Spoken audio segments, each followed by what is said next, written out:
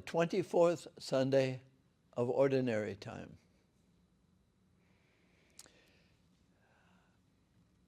I highly recommend the reading of the second reading of the liturgy from the Epistle of James, and because it has something in common with the Gospel. And it has something in common with something that, at least in the United States, we experienced a very dramatic event, the presidential election debate. And there's a debate in the second reading and a debate in the Gospel today. But in the Gospel, we have Jesus and Peter. And Peter is saying, what you just said, we've got to change. You say that we have to pick up our cross and you have to lose our lives, and I don't like that. And Jesus says, on his side of the debate, Peter, you are thinking like human beings think, not like God. And that was the end of the debate.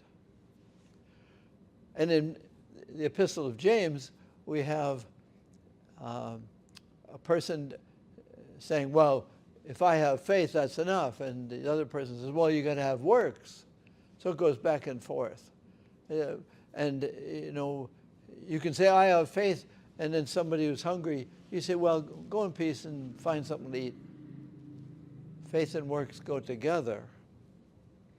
And then in the political debate we had last Tuesday,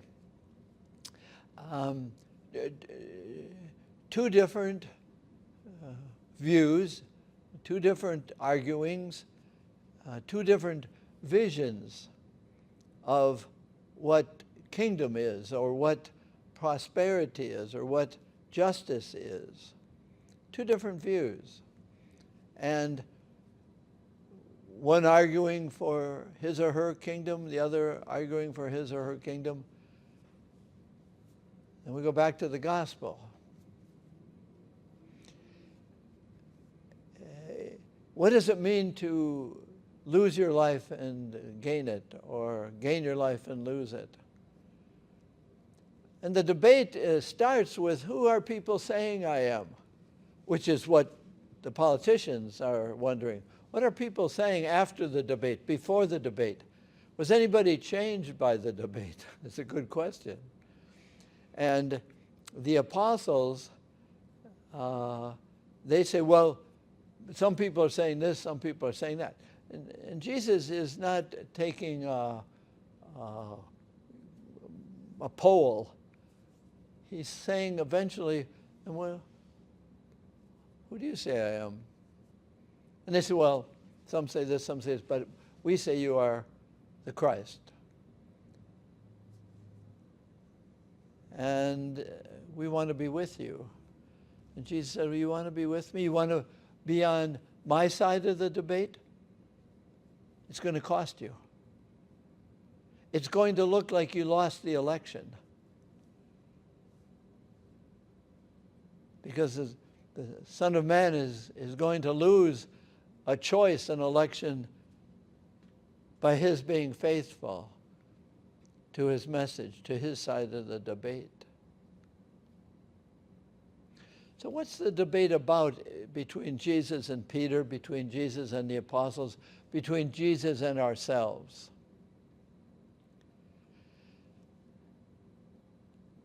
The kingdom of Jesus is the working out of the kingdom of God on earth. It's the kingdom of Jesus, who is the continuation of God's creative love. Jesus is into creation, and in order to bring about the new creation, he has to die to the old. He has to lose the election, in a way. How do we enter into this kingdom of Christ? it's through the relationships of our lives, which Jesus is offering to everyone. Jesus is relating with everyone and asking the apostles, if you're going to be in my kingdom, you have to let go of the importance of your little kingdom, where you create yourself. Peter is very interested in creating his kingdom and hoping that Jesus can bring it along. The kingdom of military dominance, throwing out the Romans, promising a kingdom that will promise prosperity and peace and all, which are good things. But what Jesus is asking is to lose your sense of your kingdom, which is called your life.